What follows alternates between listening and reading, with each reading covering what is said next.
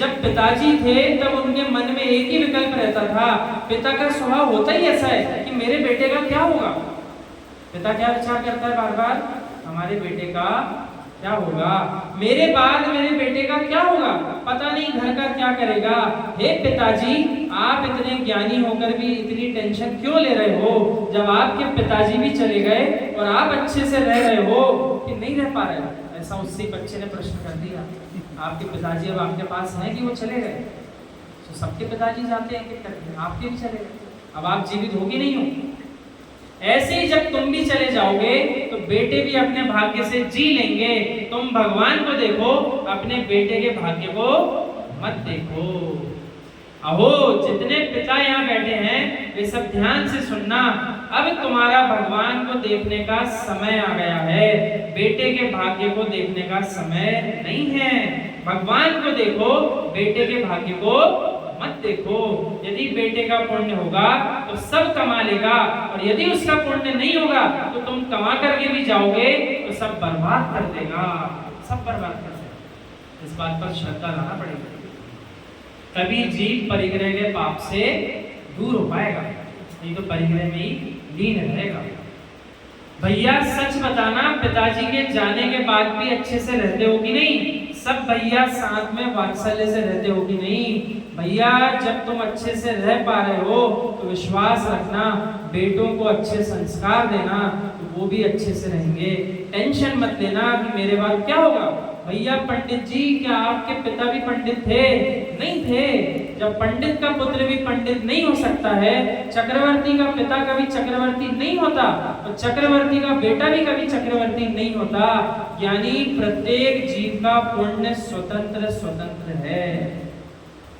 वस्तु स्वभावो धर्मो, प्रत्येक वस्तु स्वतंत्र है, यही उसका स्वभाव है। सब अपने अपने चतुष्टय में जीते हैं। इस भ्रम में अपन जी रहे हैं कि हम सबका पालन पोषण कर रहे हैं, ये भ्रम है, उत्तम ब्रह्मचर्य नहीं है, ये भ्रम है। इसलिए आज से रोना बंद करो कि मेरे बाद क्या होगा, जो होना है वही होगा। अरे ज्ञानी सुन, मना किसी को नहीं पाओगे, मर ही जाओगे, कर कुछ नहीं पाओगे। राग ही कर पाओगे, रख किसी को नहीं पाओगे, राग हो जाओगे। समझ में आ गया कि नहीं? राग ही कर पाओगे, रख किसी को नहीं पाओगे और राग हो जाओगे। ये सब किससे बोल रहे हो? अपने आप से बोलो सब, हम किसी और से नहीं बोल रहे, हम भी अपने से कह रहे हैं, आप भी अपने अपने लिए कहिए। ये ध्रुव सत्य है, राग सत्य पर आवरण कर देता है। राग किस पर आवरण कर रहा है? सत्य पर। सत्य को जीव को स्वीकार नहीं करने देता है। क्या कहता है? अरे कमाओ कमाओ, तुम नहीं कमाओगे तो कौन कमाए? कैसा भाव आता है? कमाओ कमाओ, नहीं कमाओगे तो क्या होगा? बस यही तो जो राग का भ्रम है, वो आवरण रख रहा है, ढक रहा है। किसको? उत्तम सत्य को ढक रहा है। जीव पूरी पर्याय निकाल लेता है।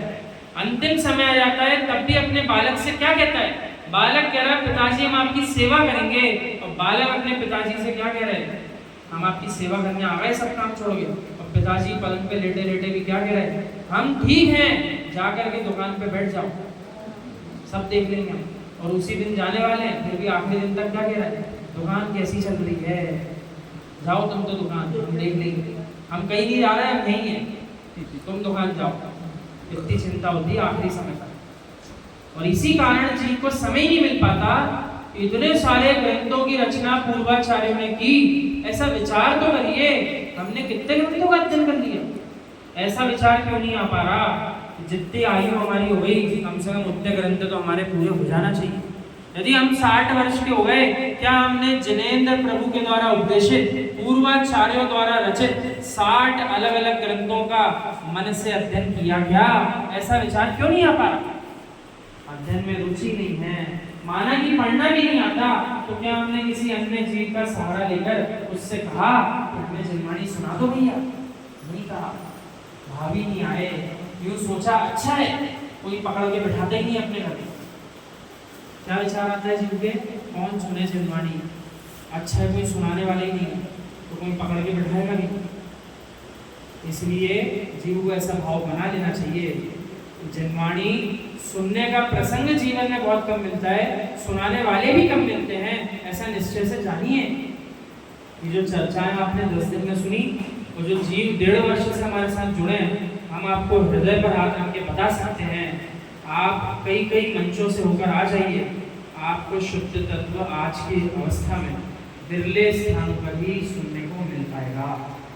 अन्यथा हंसी मजाक और यहाँ वहाँ की चर्चाएं सुन करके आप अपना समय व्यतीत करके पुनः वापस आएंगे, लेकिन आत्मस्थ होने के परिणाम, आत्मस्थ होने की चर्चा, वीतरागी श्रवण बनने के भाव जागृत करने के परिणाम, ये भी जागरण कोई नहीं कराएगा, कोई नहीं कराएगा, क्योंकि सत्य स्वरूप कोई जानना ही नहीं चाहता। जानेगा तो आगे बढ़ना पड़ता है ना, इसलिए कोई जानना ही नहीं चाहता। जानो ही मत तो आगे बढ़ना ही नहीं पड़ता, वो सबसे सरल मार्ग है, इसलिए कोई चर्चा भी नहीं करता। तो जो कर रहे हैं उनका वो भाग्य मानिए, चाहे वे ज्ञानी विद्वान हो, चाहे अनुव्रती हो, चाहे महाव्रती हो, उनके लिए पूर्ण सम्मान और अपने अंतस में ऐसे परिणाम लाना चाहिए।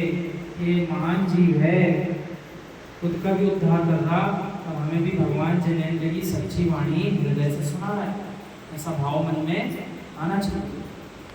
तो ये अंतिम पंक्तियां पढ़ के आज का समय हो गया।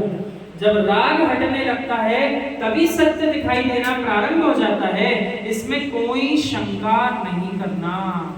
जिस दिन जीव का राग हट जाएगा उस दिन उसको सत्य समझ में आ जाएगा, वो समझ जाएगा इसे जीवन के प्रत्येक दिन के 24 घंटे मात्र धनोपार्जन के लिए नहीं मिले।